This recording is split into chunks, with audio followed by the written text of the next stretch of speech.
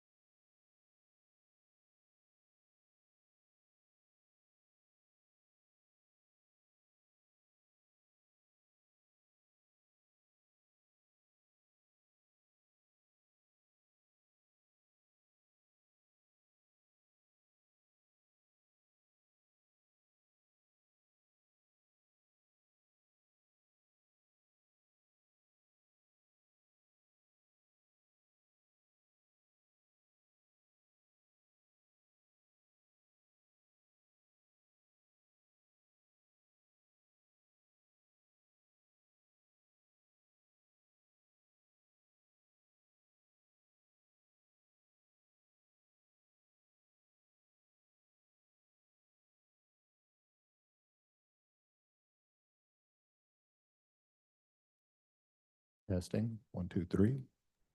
Man, I'm getting registering on the mic. I Now. can hear you. Testing, 1, 2, 3.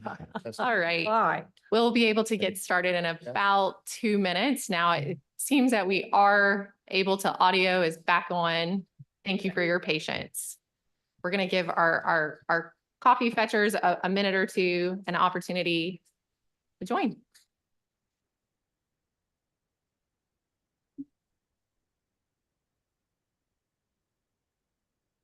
Everybody's back. Yeah. Sorry.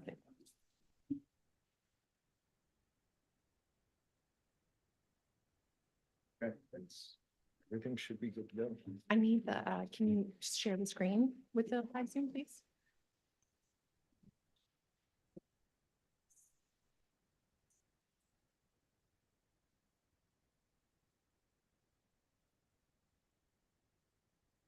All right, we are back. Audio is working. Dr. Craig has her coffee, and I think we are good to go. I'm going to check with our live stream listeners. I hope they're able to hear us as well. And so with that, I think Representative Freiberg, there. Oh, no. Our next presenter is Lauren Soger, who is Vice President of Advocacy and Communication Solutions. She'll be obviously joining us virtually now. And please make sure you speak into your microphones so that she can hear any questions or comments you may have. Thank you. Can you all hear me okay? Oh, awesome. Good morning. Well, it's nice to see you all virtually. As member Senator Freiberg said, my name is Lauren Sogor, and I'm Vice President with Advocacy and Communication Solutions. And we are a national consulting firm. We are based in Cleveland, Ohio, which is where I am located. And we work on a number of issues, but have a long history in the early care and education space. Everything from lobbying, we are a registered lobbyist here in Ohio and at the federal level, but most importantly and most relevant to the work that we do with you all, we do a lot of capacity building and strategy development and writing. And so we have been partners in creating the ECE B2 Commission report for about the last 6 years or so, I think, since its inception, and are just very pleased to be able to be here with you all today, share a little bit of information about our thinking for this fall's report, and get some of your thoughts on the best way to disseminate the report. Now, we are running a little bit behind, so I'm going to keep my portion really short because I want to make sure you have a chance to hear from my colleagues at Afton Partners about the funding design work. So I'm going to shorten a couple of things, but we can go ahead and dive in. We're actually going to start with a fun exercise. We're going to use an online tool called Mentimeter to do just give you a couple of cool questions, test your knowledge a little bit on ECE in the state of Louisiana. So I'm going to go ahead. I'm ready to share my screen. Okay, great. We'll make sure we were good to go. I'm going to go ahead and share my screen, and I'm going to go ahead and start this exercise. So the first thing you're going to see is going to be a series of instructions. So we're going to ask you take out your phone, assuming you have one. I know most folks in the room do, and go ahead and open your camera app and point it at this QR code. I believe you may also have it in print in front of you, but it should hopefully be big enough on your screen. So I'm going to give everyone a minute to do that. If you don't get the QR code to work, you can also just go to menti.com and use the code that you'll see right there at the top of my screen.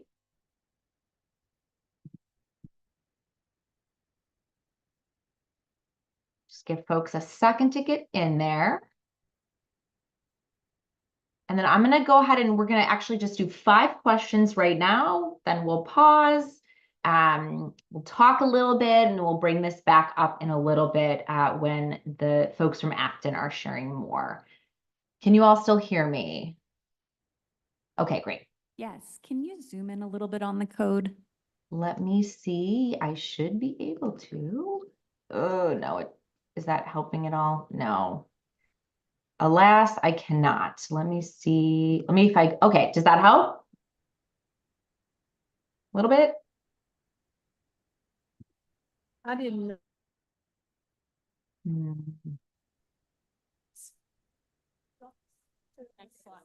Yeah, once you create the slide. The link at the bottom is working. So if you, it seems that the QR code is not work. Today is our tech day. I think Lauren, I think Lauren, if you switch to the next slide.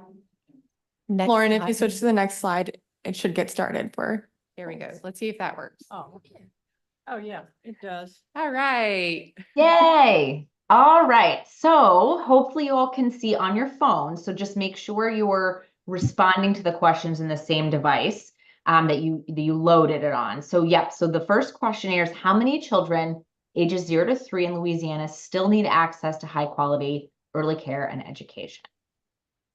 I'm going to give folks I think we have maybe 30 seconds on here. So I'm going to give folks a couple more seconds to answer. We'll move on. It's a tough one. Okay. Numbers keep changing. All right. I see 24 folks have responded. So I'm going to go ahead and keep us moving. So the correct answer is 78,000, and that is as of the February B2 report. So of course that number fluctuates, and it's very complex how that's calculated, but that is the most recent data that we shared in the most recent report. So good job. 7 folks got that one right. Let me go to the next question. So again, this should show up on your phone. So true or false?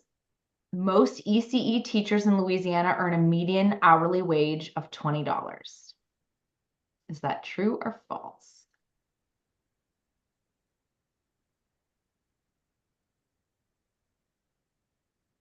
Okay. So everyone got this one correct. It is false. Does anybody know the actual median hourly wage?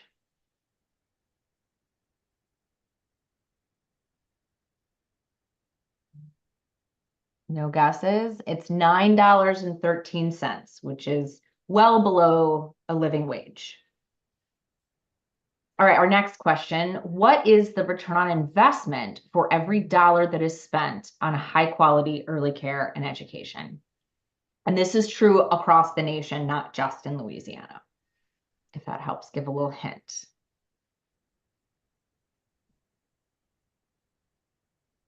Okay.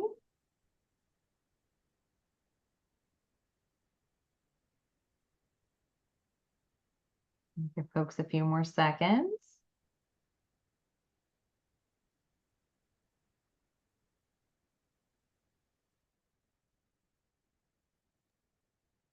Okay, so the correct answer on this one is 13%. So it beats most investment accounts. So it's pretty good, but great job. So 9 of you got that one right. And then here's our last one. Which of the following best describes Louisiana's ECE fund?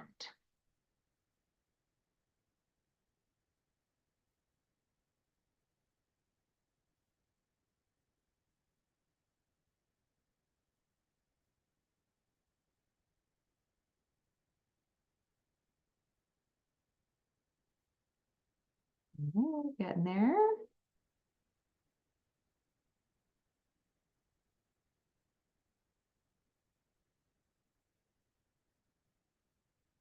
Okay, pretty good. The correct answer is that the ECE fund is the dollar for dollar match to local communities for ECE fundraising. So folks who are able to raise their own dollars receive a state match. And so that is a really important incentive for that local revenue generation in the state. And we will talk more about that as you'll see in the report. We're planning to include a little bit more information on the ECE fund because it is a really special and distinct feature in our system. All right. Oh, I had one more in here. Okay, true or false? Louisiana employers lose more than $760 million annually due to employee absences and turnover because of childcare issues.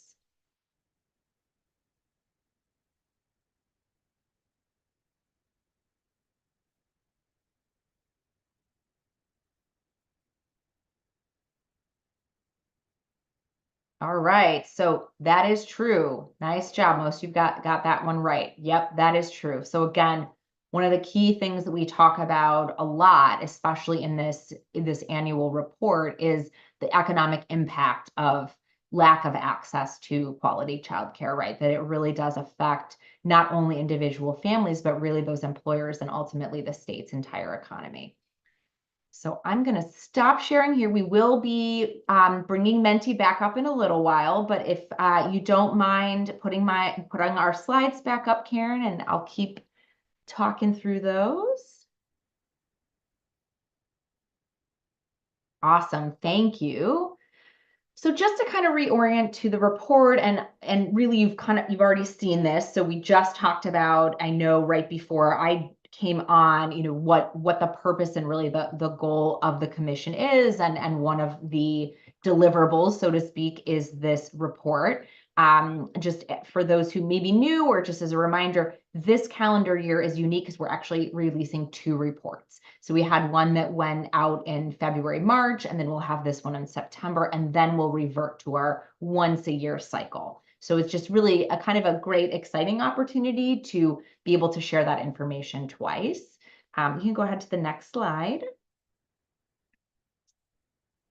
So the report timeline, we do have, obviously we're having this meeting today. We've got a task force meeting next week where we'll really be diving into more of the details and really landing on the recommendations that will ultimately appear in the report. And then July and August timeframe, we're creating. August 28th commission meeting for you all to approve the draft. And then it's really just getting it across that finish line with graphic design, proofing, and review. It's due to the Louisiana legislature on September 27th. Next slide.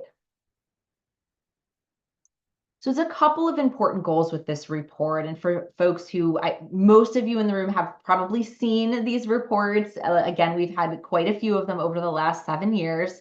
But just as a reminder, the goals really are to first educate, right? To really educate the legislature and other governing bodies about what are the challenges with early care and education? What do we need to do as a state to make sure we have a really strong and stable system?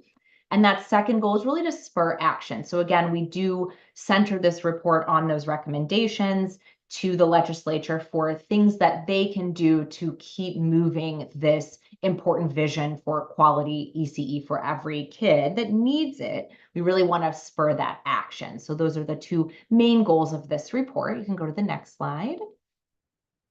We have a few different audiences for the report. Of course, policymakers are the primary audience as well as their staff. That is actually the legislative mandate for this document. But we do know that this also serves an important role for advocates around the state who are working on ECE issues and pushing to ensure that the work is funded. And then, of course, the general public. So again, an opportunity to raise awareness for everybody about, what are the key challenges that we face and why is it so important that we invest in early care and education in the state of Louisiana. Next slide. So a couple of things in terms of how we generally approach this report. We do always want to, again, make sure we're sharing some of the basic details. So really, what is the economic impact of early care and education? Why is it important? How many kids do we need to serve? How many are still needing to be served who, maybe we know want care that maybe are waiting for it? And really, again, why is that so important and valuable for our state? And we really do look at that at, again, both the individual level, what is the impact academically, socially for an individual child, all the way up to what is that economic impact for our state in really investing early on to get kids onto this really strong trajectory. Go to the next slide. And then the how. So again, the bulk of the report really centers on recommendations. And I know Karen shared a little bit earlier the recommendations that were in February's report. We will be talking again with the task force next week on really identifying what recommendations do we want to put in this fall's report, but consistently, these recommendations have gotten at the core. How do we expand access? So how do we get more seats? How do we improve that quality? So things like making sure that that our workforce is well compensated, because we know that serves to increase the quality of the care that children receive. And then critically, how do we sustain the system over time? So yes, there is an immediate ask. There is the need to continue to maintain the great momentum that the state has generated, but we also have to think really long-term, big picture, which is where the work that my colleagues at Afton are going to talk about in a moment. How do we create a sustainable funding source? How do we continue to incentivize local revenue generation? Again, how do we shore up our workforce in the early care and education space? So those are really the kind of two pieces of what these recommendations speak to. And pretty consistently, we have also addressed, again, in the context of long-term sustainability, that ECE fund. So it's very distinct from the money that goes right to those early care and education seats. That ECE fund is really important for incentivizing that local investment. So that's the approach we've used historically to this report. And we really just wanted to spend a couple minutes, you can go ahead to the next slide, really getting a sense from you all as you've become familiar with these reports, particularly those of you, I think, coming in from different viewpoints, folks that have been on the commission for a long time, and folks that might be new to the conversation. How do you really see yourself using this report in your work? And what are really some ideas for how we can make sure that it gets into the hands of the right folks to continue that education and that spurring to action? So would really just love to have you all sort of popcorn style, talk a little bit about what ways you think you might be using this. And we'll just spend about 10 minutes, and then I'll hand it off to the Afton Partners folks. So would love to just get some ideas from the room.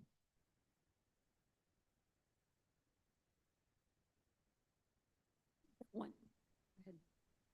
I'll go. I tend to talk a lot, so y'all forgive me. Before session started this past year, a few of us met with the House leadership. I told the chairwoman this story. The first words out of their mouth was, we're going to cut early childhood funding because we don't see any evidence of any progress. That's my words, paraphrasing. And they did. If you remember the history of the session, they did cut early childhood funding. Some of that was reestablished when some funds were found, but it's vulnerable, clearly vulnerable, because the message has not gotten to legislative leadership and to legislators.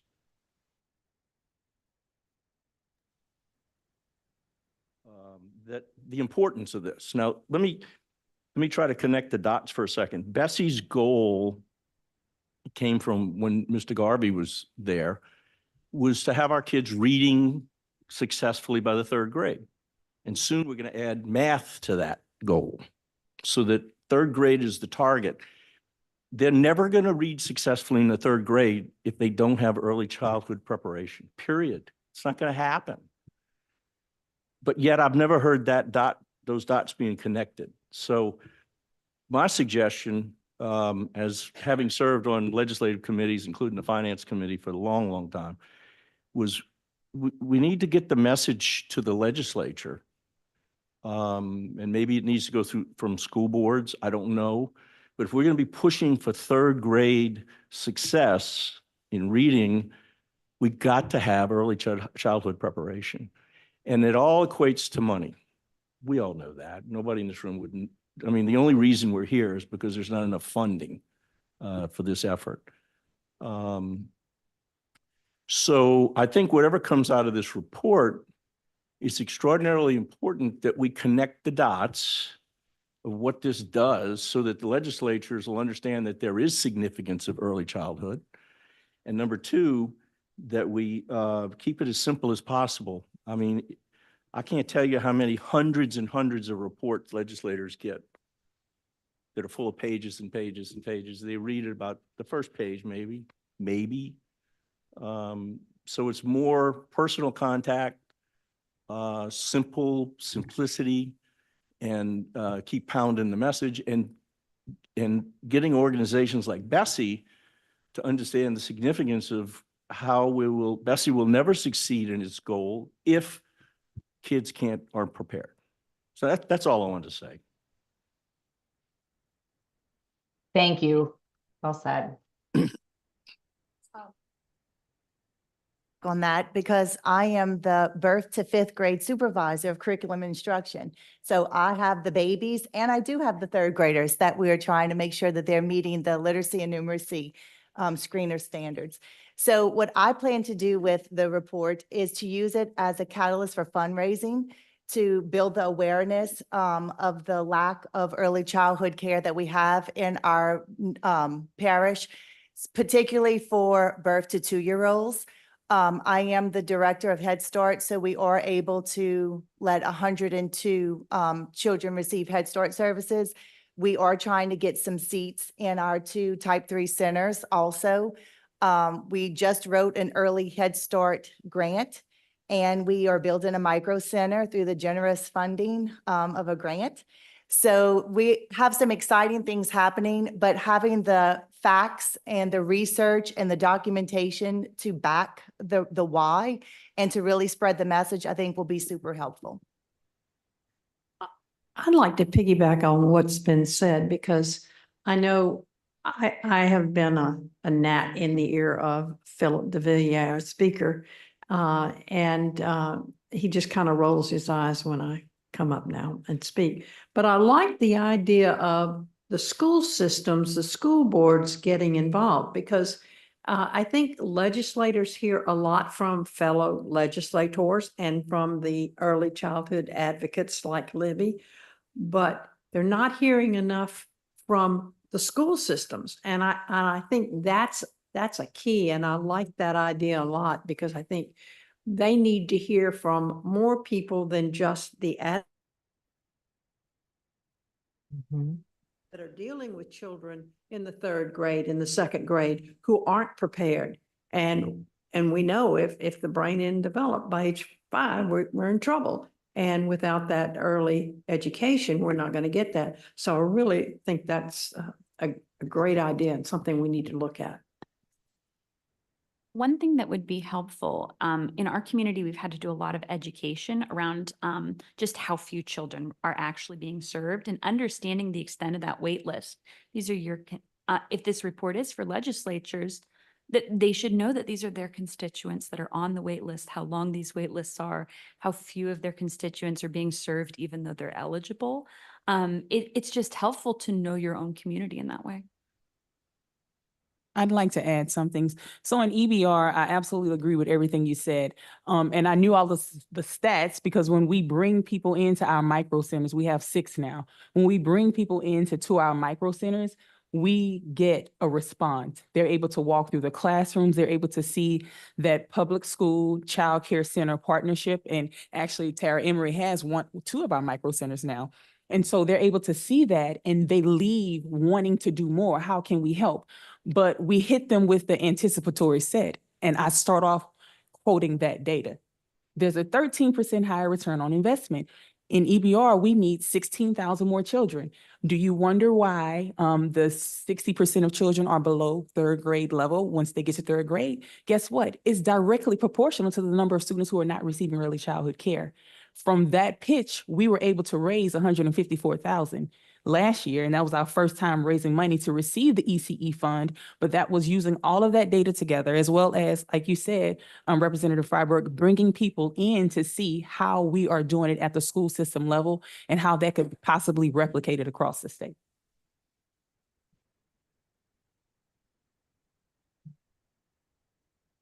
I just probably wanted to add to several of these, but with the legislation, I think it's important that they really understand how the brain works and that it starts at birth and that someone really explaining that because we are developing that frontal lobe and and it starts at birth. And that work is so important because when keeping children out of the survival state, helping them manage that emotional state. And then so they can get in that frontal lobe to learn. So by the end of third grade, they are going to be able to receive all that because they felt safe, they felt loved, and they were in an environment which Louisiana, we're doing the work in the classrooms of having that rich language and the rich curriculum and the rich environments. And so I think just really, reiterating that importance of how the brain works, and then all the children that aren't getting served, and it's just so important, and all of that would help as well.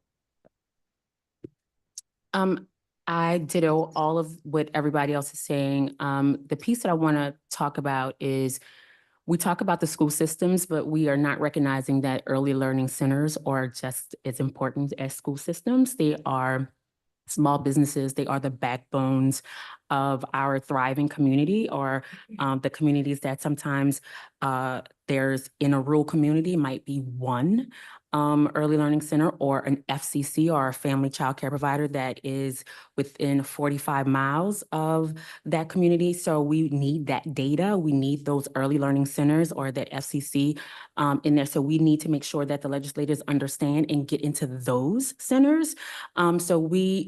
And that is also the missing component or the piece that is why children are not those underserved children, because they do not have those centers that are open in that community. So we really need to make sure that there is funding, there is a manageable budget for that missing component.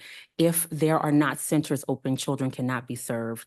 People do not have jobs. There is infrastructure that is not happening. So we need to make sure that data is in there, and $9.18 is not. So we need to make sure if we are going to do anything to move our community forward, we need to make this funding allocation or this MFP or WFP or whatever we are going to call it.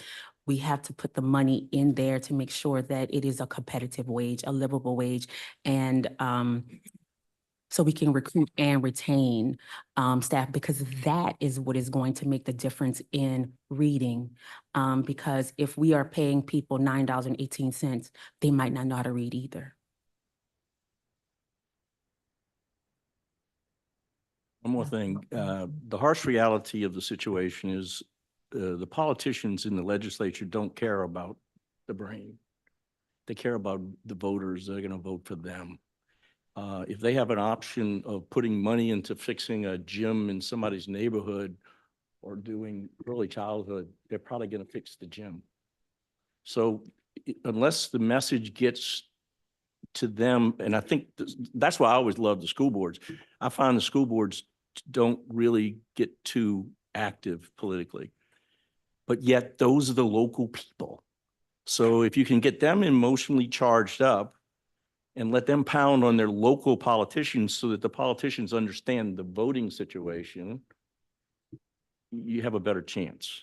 That's just my belief. And I would piggyback on that and say that I love the idea of some kind of appendix in this that would show us the districts and how many, somebody said the number of seats that are needed in the parish to address the issues. I don't know if that came from Point Capee but I like that because it would be nice to tie that to know the number of seats that are needed in a parish and what the third grade reading scores currently are in that parish. And to tie those together and to take those to your local officials and make it individualized per district, which would really send a message, because I agree. We've talked about the brain at the Capitol forever. We've talked, Libby can tell you. And well, the feds, what I hear, the federal government gives you plenty of money. Look how much money they give you. That's plenty of money. And it's just childcare. It's just this. And we've got to dispel that assumption. I just wanted to add, you mentioned earlier about connecting the dots, and I think Libby and I have had a lot of discussions on connecting the dots between early childhood and education and the business case for investing in these centers and these programs, because we hear from members every day. We represent about 2,500 members from across the state, businesses large and small, and consistently, no matter how big the business is, they have a workforce shortage. How many of those jobs could be filled if they had access to early childhood education? And so I think that in talking with legislators, it's been a little challenging educating them on early childhood alone and why that's important. But whenever you make the business case to them, their ears perk up. And so I think that's something I'm looking forward to in this report, is how to make that case better, and how to maybe some business folk looking at it through a business lens could be really helpful in not only educating them, but also creating legislation that, would incentivize companies to provide early childhood care on site, or, whatever it may be. But I think that's a different lens that we can, advocate for as well. Thank you. Thank you. That's incredibly helpful. I'm sure there are many more ideas in the room, but I do want to make sure that that my colleagues have time to chat about their very important work, which gets at the long-term solution to some of this. So I will just say thank you for the awesome ideas and perspective. It's very helpful as we think about not only how to frame this report, but really how to help disseminate it so that it is reaching the folks that really maybe don't think about this day in and day out like you all do. So thank you. I'll turn it back over to Karen and Melinda to just see if there's anything else before we move on. Thank you very much, Lauren. That was a very good discussion and a very good presentation. So we'll look at the funding design principles of the early childhood care and education, and we'll turn to the folks from Afton Partners, introduced themselves earlier, Abby McCarthy and Marissa Ortiz. Yeah, good to be with you all. So as you've heard previewed a few times, we're going to be kind of catching you all up on some work that's been happening with the task force over the last 9 months or so, to think about this charge that Melinda shared at the beginning of thinking about a funding formula for early childhood. What does that mean? What could that look like? How will we do that in Louisiana? So we've been doing some various kinds of work, and I'll show you a little bit more about that. We're going to talk a little bit about what we're trying to achieve with this process. What are the goals? How are we going about it? Marissa's going to talk us through some current ECE challenges. Probably not a surprise to folks in the room, but just specifically how funding relates to those things. And then we're going to talk about, when we say funding design for early childhood, what do we mean by that? And what's the purpose of going through a process of trying to design a funding system? And then preview some recommendations that the task force has come to over the course of a couple of meetings, and see what feedback and input you all have about that approach, those recommendations, so that we can see if we're aligned on the direction. So I'll kind of take us through a little bit kind of what we're trying to achieve here. So the goals for this process that the task force set out from the beginning were to develop a funding design for Louisiana's early childhood care and education system that ensures access to high quality care and education and supports economic development in areas with the most needs, like speaking to the business case, distributes funding transparently, and improves quality, access, and sustainability by providing more stable resources for early childhood providers and the families that they serve. And we've heard throughout this process that stability and quality really go together, because when you have stable resources, you can retain your staff, you can develop them, you can plan for the future, you can run a sustainable program that families can rely on.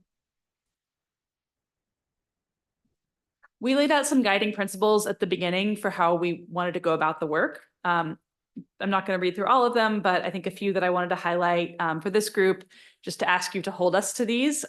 One of them is embracing innovation while being actionable and realistic. It's always a tough balance, and we'll look to you all to see how we're doing with that. And another one is cross-sector collaboration. We have a lot of sectors represented in this room, so really want to look for places where we can learn from other sectors and make sure that what we're doing is aligned to the goals of other sectors. In terms of timeline, again, won't go into a lot of detail here, but we have been working on this since last October, doing some contextualizing some research and data analysis. We did a couple of focus groups in, I think, January, February with some providers, and started to develop some scenarios for that. Thank you to Rochelle for helping us with that. Big shout out. We're going to talk a little more about that in a minute. And then we've been in kind of a design process in the spring, working with the task force to think about different recommendations and scenarios, which will be incorporated into both the report that Lauren talked about. We'll have a section on those recommendations. And then we're also planning on a more in-depth issue brief that will be go into these recommendations in greater detail, probably less for a general audience and more for folks who are already interested in early childhood and want to know more about funding design. So I'm going to turn it over to Marissa to give us a little bit of to background on current state of early childhood and funding in Louisiana. Thank you, Abby. And I do want to mention that we're going to skip the first Mentee slide that you might see in your PowerPoint and just move to the slide that's here on screen. That's slide 31. So as Abby mentioned, I'm going to talk a little bit about what the current challenges are in funding for early childhood in Louisiana. And again, recapping some of the similar. I'm so sorry. I don't know if that's coming from mine.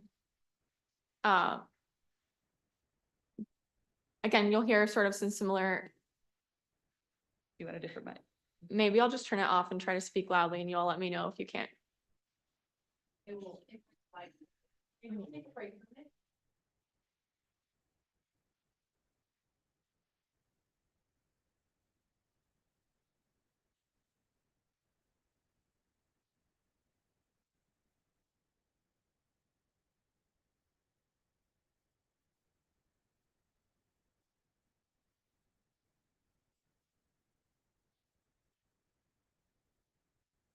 In 2021, the commission reported that more than 114,000 children lacked access.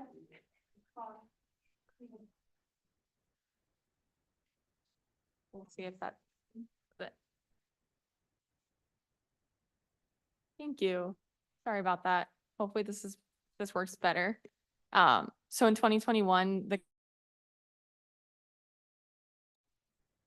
quality ECE, and that is a challenge that persists today. And that graph on the right there shows that distinction across age ranges. So you can see that, at 4 years old, a lot more children are receiving that access to care, but there is still a huge gap.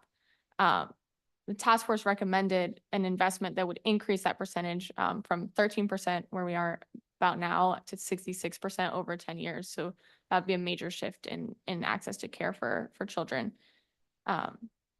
Next slide, please. Thank you.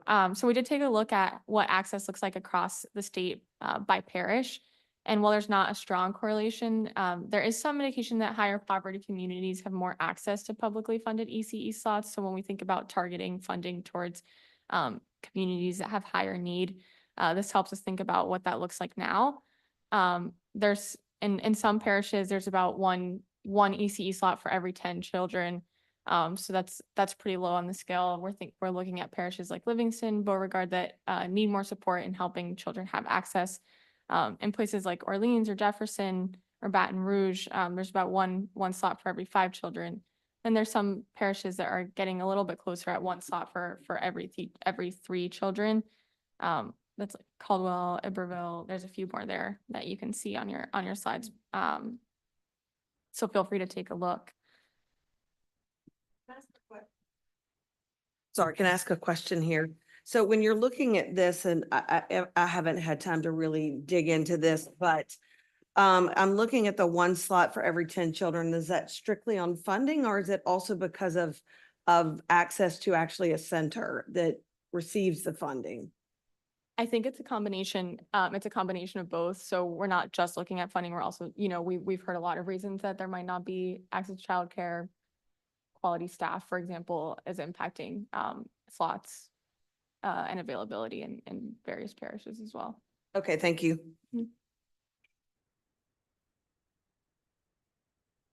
We did also want to hear from families and providers who are directly impacted by access to childcare. And we, I think Power Coalition held a variety of listening sessions with families around childcare. So we did some research with that and pulled from there and heard that COVID exacerbated the shortage of ECE slots. So as I'm sure you all have heard and know, parents say that waitlists are longer than ever and they're really struggling to find care. Again, there's a variety of reasons for that. One of them being staff shortages, impacting number of slots and availability. Additionally, families mentioned that accessing CCAP in a timely manner is really hard. So when there's a slot that opens up, they might not have access to CCAP at that same time, which causes a lot of challenges both on the provider side and the family side. Other challenges included non-traditional hour care, specifically outside of New Orleans. So evening and overnight care continues to be a challenge, and families with children with disabilities are especially challenged in finding care, with centers having a hard time meeting the needs that would support children with disabilities. One participant mentioned that it's basically impossible to work if you have a child with disabilities because you just can't find the care that you need.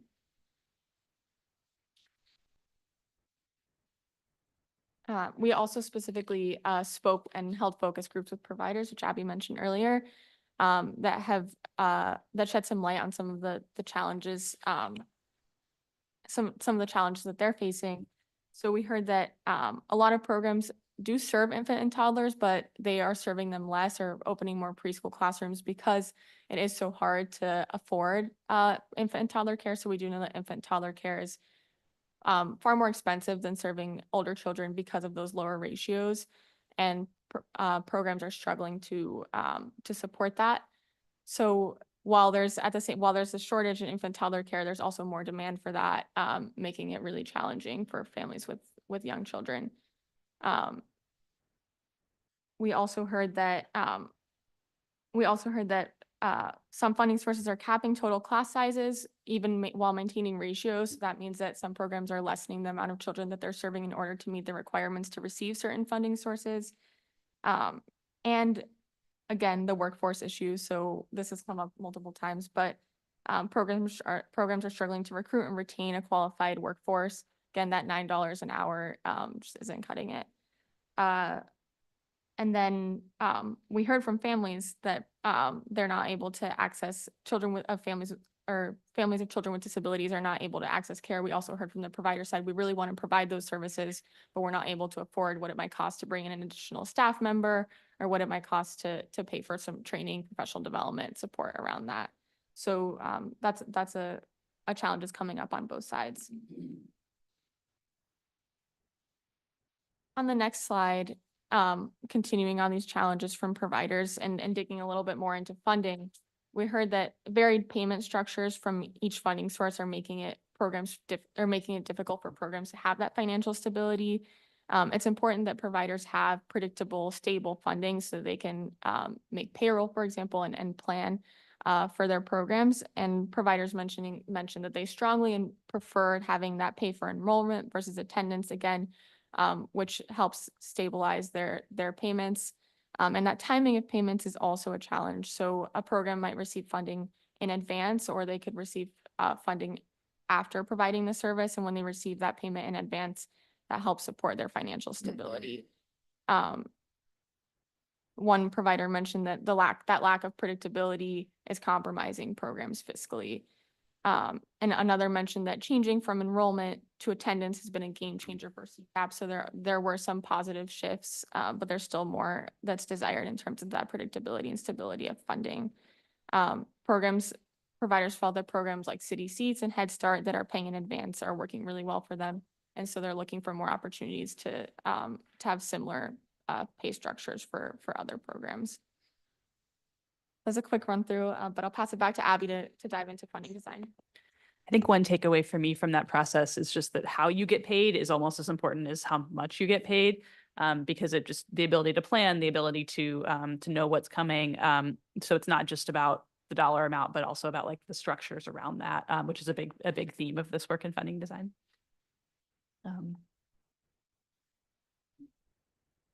So I'm going to do a little bit of an overview of what we mean when we say funding design. And I think we've heard a few different words for this process, funding formula, formulary, funding design. We tend to use funding design as kind of an umbrella term that encompasses a few different things within it. So one is so we think of it as having two major components. One is allocations. So how should funding amounts be determined? So a formula would be one way to determine how much funding each provider and system gets. Another way might be for people to apply for grants and submit a budget. Another way might be to say, this is what you got last year, so we'll give you the same amount next year, right? Those are all different ways of determining funding allocation. And then the other component is distribution. How does that money actually move from the state to the recipients? So that could be through vouchers, through contracts, through fee for service, through reimbursements. Those are all different ways of distributing the money. So those are two components of funding design. They're connected to, but distinct from funding amount. So how much money is in the system. You could take the same amount of money in the system and allocate it differently or distribute it differently. But you're probably not going to see a lot of changes in access and quality with the same amount of money in the system. So another way to think of it is, if there's additional money in the system, how do you decide where the next dollar goes? How do you prioritize that is another way to think about what funding design can inform and do. So it's not just about the dollar figure, but also about what you do with that dollar figure. So we started this process by thinking about the system level goals for ECE in Louisiana and thinking about how does this connect to that work. So there's access to care and education, there's affordability for families, there's quality of the services, stability, workforce challenges around compensation and development of the workforce. And we asked the task force and others to think about which funding, how does funding support these goals? How do we get there? So we're going to do we're going to go back to our Mentimeter. And I think if you have it up, it should go to the next slide. Is that right? And we're going to do a little poll. Which system level goal is most directly influenced by funding design? So of the ones you see on slide 38, when we talk about funding design, what can we most directly influence? I'm going to look to other folks to help me with the Mentimeter. Do folks see it? And Lauren, are you able to screen share the Menti? Okay. All right, so you might have to refresh to see the next question. Oh, I already answered it. Yes, okay, great. All right, so we've got it up. Thank you so much. So we've got access, affordability, quality, stability, workforce. If you had to pick one that's most directly influenced by funding design.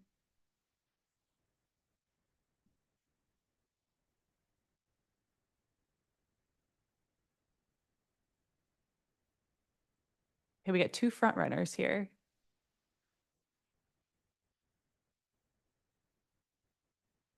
Yeah, I see access and stability as our front runners. Does anybody want to make their argument for why they chose access or stability? Oh,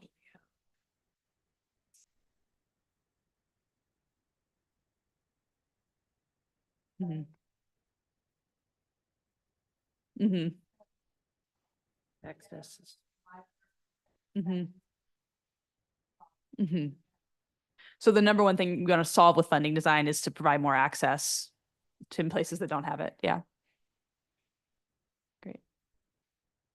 Anybody else who chose access want to share why? What about stability? Somebody who chose stability want to share why?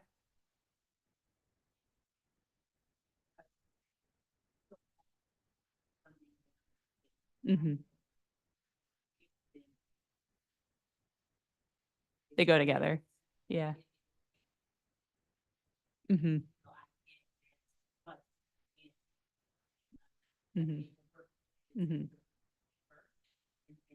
Mm-hmm. If you think about like growing slots, right? If you're not running a stable business to start with, it's hard to add a classroom or add a center or something like that. Yeah. Well, and I That's also awesome. think that if you know how many dollars are coming in per child and then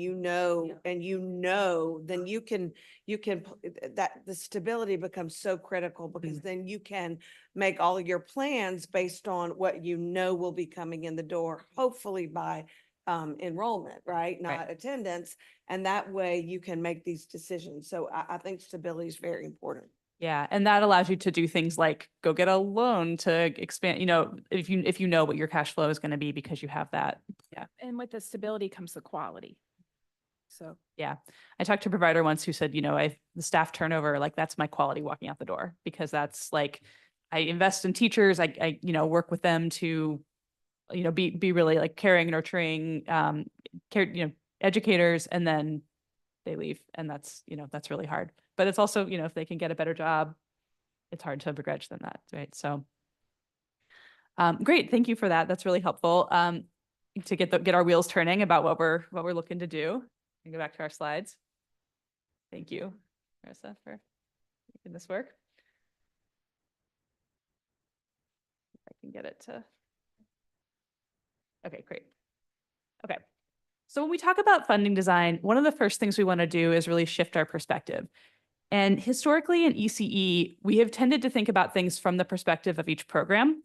So I know it's really small on your slides here, but you've got a bunch of watering cans, and every watering can has the name of a different ECE program. So there's LA4, there's the ECE Fund, there's Early Childhood Special Ed, there's CCAP, there's Head Start, there's Early Head Start. And each of those watering cans, each of those programs tends to make decisions based on the money that program has, its priorities, its goals, and independently of each other. So you're thinking about like, what do I do with the dollars that I have? Who is that going to reach? What's it for? And so you're using each of those watering cans, and they're all great and they're all doing amazing work. And they're watering the plants. And some plants are getting a lot of water, and some plants are getting not so much water. And that doesn't necessarily correlate to the need of the plants. It might just be that some plants are really good at writing grant applications, and so they have a lot of watering cans coming to them. And other plants are maybe another area with less access or has less capacity for that, and so they're not getting as much. And so what we really try to do with funding design is shift from thinking about this program by program to thinking about it from the flowering pot perspective. Like, what does each plant need to thrive? And how do we take all of the water in all of those cans, and hopefully more resources coming in, and prioritize that for what each recipient really needs, each community. So we talk about the way that financial resources flow, and we try to bring together multiple funding streams, federal, state, and local, to comprehensively use financial resources towards system goals. And we set out these principles with the task force for what we're trying to do with funding design. So the first one is alignment across multiple funding streams throughout the system. So thinking about those watering cans, kind of getting everybody rowing in the same direction. The second that the task force felt very strongly about was adequate for quality care and education. Doesn't work if the funding's not there that's going to be adequate to actually serve kids and meet their needs. The third is targeted to specific priorities and child and family needs. So thinking about what are the communities with the highest need? How do we meet those? What are the specific needs in each community? Or each child, thinking about a child with special needs, their needs might look different. The fourth is being transparent about how funding amounts are calculated and distributed, also meaning like you can understand it, which is not an easy thing in a system that's complex. And the fifth is stable and predictable for recipients, exactly what we've been talking about with stability. So I won't spend a ton of time on each of these, but I think, thinking about going, within alignment, thinking about for each program treated separately to using multiple funding sources to make up needed resources. I think there are two ways you can think about that. One is like everything goes into the same pot, which sometimes is possible and sometimes is not. Another way to think about it is, can all of the different funding sources that a provider is receiving have the same reporting requirements? Or can we make sure that, like an example of this that the department's working on is, so LA4 is doing a pretty good job of serving 4-year-olds. How do we make sure that the CCAP dollars are really like targeted toward younger kids, because that's more of a gap in the system, right? So thinking about how those different funding streams work together. Adequate, I think compensation fits under this as well, because if you're not paying folks enough to retain them and to recruit and retain quality staff, then you're not going to be able to have adequate funding for quality care. So that's an important piece of adequate funding. Targeted, a lot of times funding in ECE is either first come, first serve, or it can be a little bit haphazard. How do we be more intentional about reaching the communities that maybe don't have enough centers or programs to start with? Transparent, I want to say, like, I don't think anybody is hiding anything. It's just that sometimes things get so complex that it's very hard to explain. And having funding allocations that are easy to understand really helps providers and communities to understand what they're going to get and what the expectations are. And then stability, we've talked a lot about, so won't belabor that. We're going to go back to our poll. And our first question here is, on which of these principles has Louisiana made the most progress? So you have been working toward really all of these principles over the last several years. Which of these principles do you think that Louisiana has made the most progress? And then the next question is going to be, which do we have the farthest to go? I know this is a hard question, so I'll give you a minute to think about it. The principles are aligned, adequate, targeted, transparent, and stable.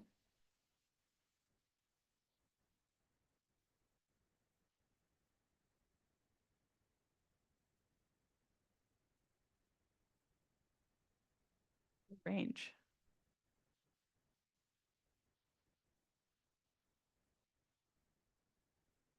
And we've got a clear front runner. Give folks another minute or two.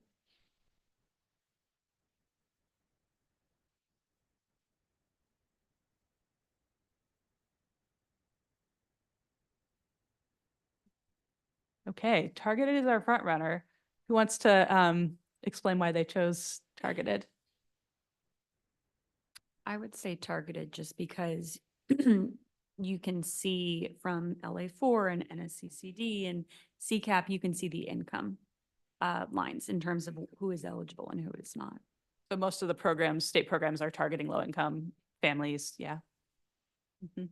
I would also say targeted because to your point you made earlier with the LA4 and the 4-year-old programs, we know that the CCAP dollars really need to be targeted towards those birth to 3-year-olds because we serve so few of those children. So intentional use of, and I would put that under alignment too, to take different funding streams and have them work together to reach different kids. Yeah. Anybody who chose something else want to make a case for a different one besides targeted?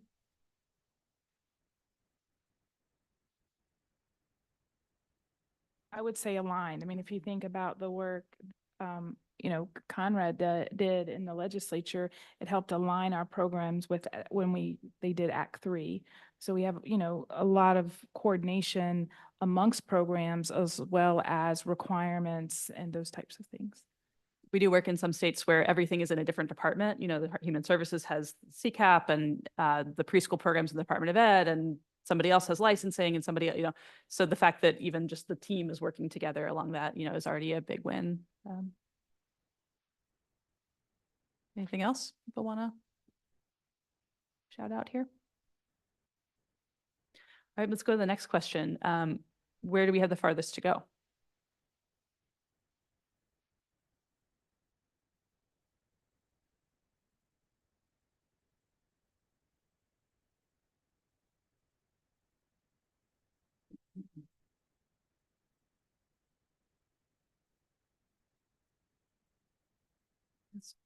Between adequate.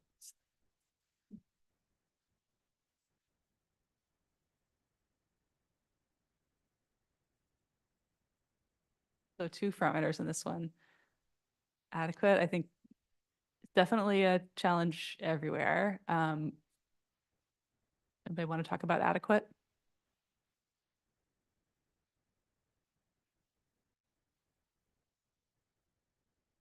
Maybe it's self-explanatory. There's not enough money in the system to pay for what we need. All right, yes, noted. What about stable? I mean, for stable, just being able to understand, okay, it's CCAP Beta 3 this year, contingent on legislative appropriation. And it can be kind of hard to tell someone I'm not sure if families have this or that or the other. Yeah. I'm not sure when your CCAP application will be processed. I'm not sure when you'll get off the wait list. I'm hearing a few things in that. There's from the sense of what's the appropriation going to be year to year, right? What's going to be funded. And then from the family and provider standpoint, the sort of having to navigate the system can feel unstable too, because there's a few different things going on and that you're trying, that all have to kind of work together in order for things to come through. I want to piggyback off what Fairshea said. We're actually dealing with that right now with Beta 3 and CCAP Beta 3 and CCAP and whatever other programs that are out there. Just not knowing and having the family sitting and waiting, we lose a lot of the access that we've gained without having that stability, because they really can't sit around and wait on us to decide if there's going to be funding for a program for their child in the next school year or not. Yeah. So then that it's unstable for the family. It's also unstable for the provider because you're recruiting families and then losing them. And that's, there's a cycle there. Yeah. Just to speak for parents, the anxiety on their face of Yes. saying that, you might not have any more funding come May or June, and that anxiety that's just all over them. And for us, it's heartbreaking, right? So again, the fact is, if we're talking about having kids school ready or reading by grade level at 3, that also depends on continuity of care. And if we are saying that we don't know what the funding source is going to be year to year, month to month, that also affects that grade level reading. And it also affects recruitment and retention of teachers. And it also affects your bottom line, or whether I can open or close a classroom, or all of those things. So predictability matters.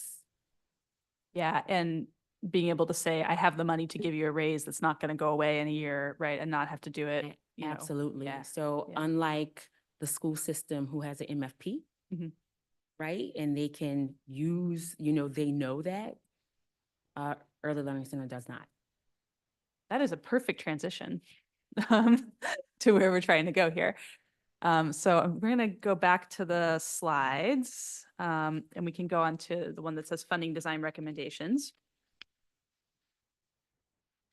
And Rochelle, it's like really tee me up perfectly here for the next slide. So the starting point of this process was thinking about, okay, K-12 has an MFP, right? They know each year, based on their number of kids, based on the needs of those kids, how much funding they're going to get, and how much of that is state and how much of it's local. So the task force began with a thought experiment, which was, what would happen if we took that MFP, Louisiana's K-12 school funding formula, and we applied it to ECE, and we did exactly the same thing for ECE. Now, we know that K-12 and ECE are not the same thing, right? There are a lot of important differences between those two systems. There's a mixed delivery system in ECE. We have some providers in home-based settings, some in center-based settings, some in schools, lots of different kinds of ways that care and education are delivered. There's not necessarily a consistent local contribution in ECE like there is in K-12, although there's been a lot of progress on that in Louisiana. Parent tuition plays a role in ECE in a way that it doesn't in the public K-12 system. ECE is, year round, it's longer hours. It's not just a 6 or 8 hour school day. There are smaller ratios of children to adults depending on the age. So it's not necessarily that you can just like sort of take one and apply it directly to the other, but there's a lot of things to learn from the MFP about having a model for stable, predictable, adequate funding. So the task force discussed what elements of the MFP structure could be adapted for ECE and which ones require a different approach. And the recommendations reflect steps toward creating a funding formula for Louisiana. I'll say that there's a lot of things in here that are still open questions, and we would want your input on those, and we want other folks' input from across the state as well. So probably a lot of folks in the room are much more familiar with the MFP than I am, but I'll just in case, folks are like, what do you mean when you say MFP? The MFP is a weights-based formula. At its most simple and basic level, it's an amount per student times the number of students, gives you how much funding the school district needs. That funding is then made up of local and state contributions. The MFP actually doesn't include federal funding or like targeted grant programs. It's just the state and local piece. And that amount per student has different components to it. It's the base amount, and then there's a weight for student needs. The number of students seems like it would be straightforward, but actually is a very complicated thing to figure out, right? They do a count on a certain day. There's a question about which students qualify for those weighted amounts, and there's a few other adjustments in that as well. So that's like the very, very oversimplified version. Here's a slightly more complicated version of sort of the steps that the MFP works through. Again, not covering the entirety of the complexity of it, but essentially, you start with the base amount. The base amount for the MFP has been about $4,000 for the last few years. Then there are weights. The MFP includes weights for special education status, I believe, English language learners, economically disadvantaged students. And there's a few others that are not relevant for ECE, like career training. And then the state legislature approves or disapproves that formula. Then there's a count of students, as I mentioned. And then that's sort of like the how many students do you have and how much do you need piece of the calculation. And then the next part is the where does the money come from? So there's a local contribution calculated based on a formula that looks at like local tax base, essentially, like how much revenue can you raise? And then the school district receives their state funding amount and they get to decide basically how to spend it. So they have pretty much total discretion to, as long as they're running schools, to decide how that gets allocated across their schools and programs. So when we looked at this with the task force, the conclusion that they drew was that the basic structure of the first 3 points really works pretty well for ECE. We can think about base amount, we can think about weights, we can think about which students get funded. The local piece and the state and the allocation probably is going to look different in early childhood than it does in K-12. So the local role may look different, and there's not necessarily a school district equivalent to sort of be that in a regional hub, although many school districts do play a role in ECE through Ready Start networks and other roles. So that may look a little different in ECE. Questions about the MFP? I know I went through that kind of fast. Great. So the next piece of this is thinking about how do we move from this conceptual framework to something that could be operationalized. And these are where we're getting into recommendations around what this could look like in Louisiana. So there are 4 pieces here, and I'll take each one by one, and then we can talk about what you like, what you don't like, what you would change. The first is around access. So we've been talking a lot about that being a huge strategic priority. Thinking about that as something that would be prioritized over time. So prioritizing economically disadvantaged children first, and then moving toward broader access for the whole system. The second is this piece around adequate funding for quality. Funding is aligned and sufficient for quality across settings and parishes. And then moving into the where does the money come from, sources of funding, maximizing existing funding and incorporating fiscal local contributions in a way that's fair across parishes that have very different contexts. And then the last piece is the how. How does the funding actually get there? And expanding existing strategies that promote stability to really move the funding toward providers and families in a way that's stable and predictable. Probably no surprises there, given everything we've said. So just to go into a little more detail on these, the task force recommendation was to target serving 60% of all children birth to 5 in the long term, prioritizing higher poverty families and economically disadvantaged families in the short term. This also includes strategically addressing gaps in access, so childcare deserts, places where there aren't programs and centers. Having a specific strategy around that, that's not just like we'll fund the seat after it exists, but maybe thinking about startup funding or advanced funding to create slots so that they can then be funded. And that requires a really kind of parish by parish strategy to understand what those gaps in funding and slots are. Can I say Yeah. something for just a second? Definitely. When we're looking at this right here and we're talking about prioritizing access for the highest need families, and I'm thinking back to that slide where you mentioned families who have trouble with CCAP. I do want to say that the department over the last several years has done a better job, because I mean the wait used to be even longer, of actually like stabilizing CCAP. So I mean, I think we need to acknowledge that has happened. But the fact that they did shift from an attendance